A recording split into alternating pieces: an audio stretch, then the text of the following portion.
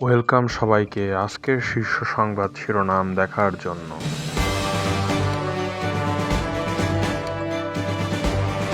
স্ত্রী সন্তানের কবরে সাদ্দামের আহাজারি, জামায়াতের কঠোর হুঁশিয়ারি, অবশেষে ইসরায়েলি গুপ্তচরের দণ্ড কার্যকর করেছে ইরান।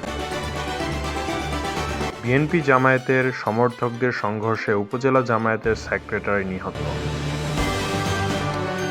শ্রোতাদের মধ্যেও এআই থাকতে পারে বললেন ডক্টর ইউনূস।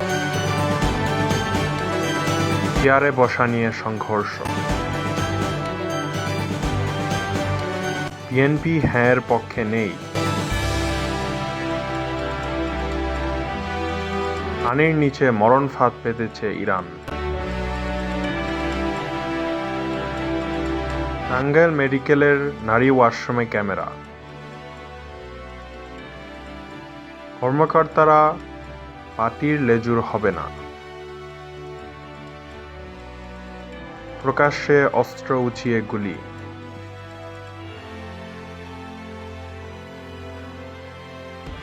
মার্কিন রণতরীর মাথার উপরে ইরানি ড্রোন।